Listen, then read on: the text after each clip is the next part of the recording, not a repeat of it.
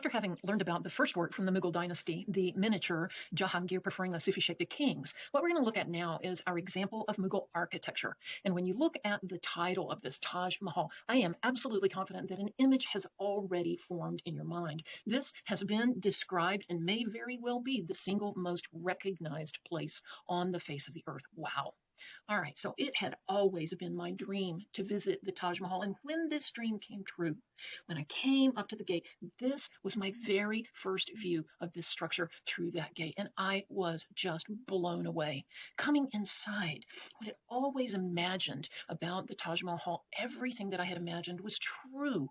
And so before we talk more about what makes this such a magical kind of place, let's make sure that we understand what it was that caused it to be created. Its patron was actually the son of Jahangir. And the son of Jahangir is a man who we call Shah Jahan. Now, Shah Jahan had three wives, but one of those wives was his favorite, and her name was Mumtaz Mahal. Now, they were married about 20 years, and in that time, Mumtaz Mahal gave birth to 14 children. It was after the birth of the 14th that she died, and Shah Jahan was so devoted to her that he was utterly heartbroken. And so what he even thought, he even considered giving up the throne. He was so lost in his grief. But what he ultimately did as a way of showing his devotion to his beloved wife was he commissioned what would be the most famous mausoleum anywhere on earth. And so that gives me the opportunity to make sure right now to clear up any confusion about what this structure is. We might be tempted when we look at these towers to think that it is a mosque, but it is not a mosque. It is a tomb. It is a mausoleum. It was built as a tomb for Shah Jahan's wife. Ultimately, he was entombed in it himself.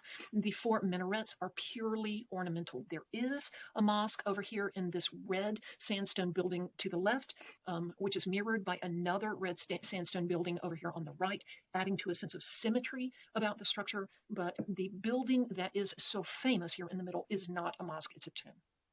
All right, so let's take a look let's think about what was in Shah Jahan's mind when he assembled a team of architects and told them what his vision for this complex would be. We know from the inlaid semi-precious stones that are quotations, inscriptions from the Quran, as well as inscriptions of poetry written by Shah Jahan himself, that his vision of this structure was that the tomb itself would be like the throne of God, as it is described in the Quran, as floating, as hovering over the gardens of paradise, what we call the Chaharbagh or the Charbagh, the gardens of paradise, which the faithful will be able to inhabit forever after Judgment Day. And so the way that the gardens of paradise are described in the Quran is as having four parts, and that there is water that flows from it out in the four directions, rivers that flow out through these luxuriant gardens in four directions. And so when we go inside the complex of the Taj Mahal, that is exactly what we see. Now, this photograph that I took right here, I was standing on that fountain that was at the center of those four reflecting pools that go out in the four directions. And as you can see, I am facing the Taj Mahal right here. Now, what struck me, and this I think is what strikes most people who visit the Taj Mahal, is the fact that it looks so insubstantial. It doesn't look like it's really there. It's almost like it's an impossibility. It looks so light and so airy, as if it's just hovering there above the level of the ground. And so before we do anything else, what I would like for you, please, to do is to pause and please write down what are the things about this building that make it look so insubstantial, that make it look so ethereal, so sort of otherworldly. Pause and do that for me, please. So one of the things that we might say is the fact that there are these reflecting pools. And so it's almost as if the image of the building itself, as it's reflected in the shimmering image down here, that the whole thing just looks almost like a vision rather than a reality. Another thing that helps to make it look so insubstantial is the fact that it is made from this light stone that is just so reflective and lightweight looking. Another thing is that it looks as if the stone itself is pierced, like it is almost like lace. And the reason why it looks like that is because of the inlaid stone that we looked at back here. Semi-precious stone that is from all over the Mughal Empire was imported, and so we have some actual screening of the drilling of the marble that was used in the stone, and then the fact that we've got this darker stone that is inlaid makes, from a distance, it makes the whole thing look as if it is more like lace. So all of these things add to that sense of it being insubstantial and ethereal. So the next thing that I want us to remember is that while its primary and practical function is that it serves as a tomb, its secondary function, which would absolutely go without saying, is that it is intended to also communicate the power of Shah Jahan as the Mughal emperor. And so let's think for a moment about what are the things that make it communicate that power. Let's pause and jot those things down, please. One obvious response to that is simply the size of the complex. It is absolutely massive. Another thing, and we've talked about this with other structures in the past, is simply it would have taken so much precious material. Marble is expensive, and to have an entire structure built from marble would have taken a tremendous amount of wealth. In addition to that, just so much of the precious and semi-precious stones that are inlaid in there with those arabesques and inscriptions that were brought from far and wide. In addition to the materials, the master craftsmen and the cost of the labor, all of these would also have communicated the power of Shah Jahan as the Mughal emperor. And then when we think of the design itself, the fact that it is rectilinear, that is composed of vertical and horizontal lines, also adds to that sense of power.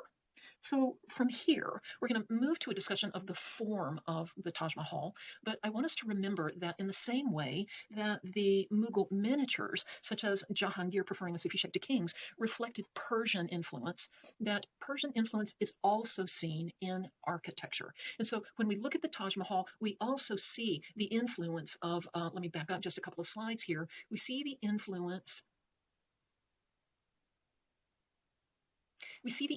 of Iwans. And we talked about Iwans when we talked about the Great Mosque at Isfahan. Iwans being the vaulted spaces that open outward. And so we see the Iwan with the pointed arches, and then we see those in smaller beats that as we go around the sides of the structure.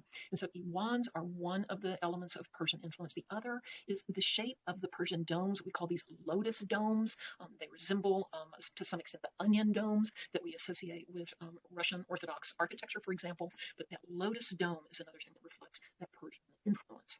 So let's talk about the form of the structure itself. If we looked at it from above, it would look like a square, except that the corners, the very corners of that square, have been sliced off at diagonals. And so if we look at it three-dimensionally, then we have this cube, and we can see the corners of the cube have been sliced off. Now, there's a name for that. Those sliced off corners are called chamfered corners.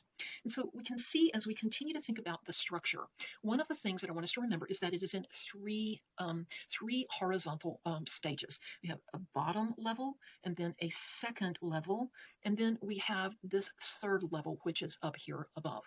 And so the next thing that I want us to remember is that, as with architects of structures all over the world, the architects are going to be thinking about how can they achieve a sense of visual harmony. How can they make all of the different parts of the building look as if they go together, look as if they belong together.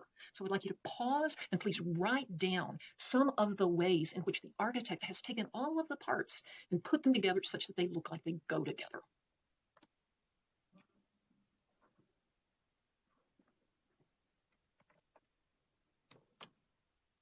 This is one of those structures where the longer we look, the more we realize just how many ways the architects managed to bring about a sense of visual harmony.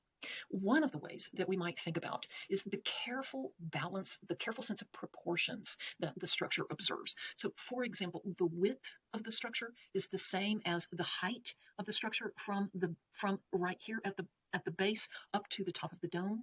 In addition to that, the height of the facade is exactly the same as the height of the dome. And so careful sense of proportions like that is one way to achieve that sense of balance and harmony. Another thing is to recognize that the towers, the ornamental minarets, are also subdivided or divided into those same three sections that we see in the building itself. And up here at the top, we have these little pavilions that are referred to as chhatris, Chatris. It's a little domed pavilion. And so the little domed pavilion that we have on the top of the minarets connects our eye to these chhatris that are in this transitional space between the lower part of the building and then the dome itself. And then, of course, the shape of the dome over the chhatri is the same in all of these areas. Another thing that adds to that sense of visual harmony is the balance between positive and negative space. We have areas that have actual stone in them that are balanced with areas that are empty, which also creates this balance of light and shadow. And so in all of these different ways, the balance between verticality and horizontality, the symmetrical balance of the structure itself, as well as the symmetry of the surrounding gardens and those structures that are on either side, all of it comes together in this tremendous sense of visual harmony. So one final thing that I want to, two more things. Let's take a look at the interior. So the interior, what is underneath that dome, is this octagonal space, and there are the same small iwans. There are 8 of them that go around the perimeter of this interior space that lead our eye up to the dome up at the very top. In the center are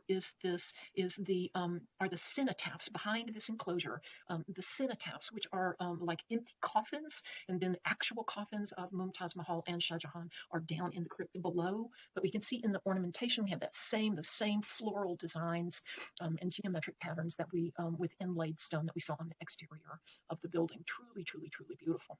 And so one final thing that I wanted to say is that the story of Shah Jahan and the Taj Mahal has a sad ending.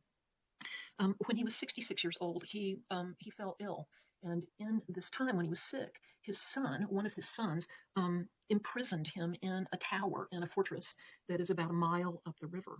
And this son killed his older brother, who was the heir to the throne, and he took power. And so for the rest of his life, Shah Jahan was imprisoned in that tower in the Red Fort and only able to see the tomb of his beloved wife from afar. If you can ever make it to India and see the Taj Mahal, I'm just positive that you will be just as blown away by it as I was.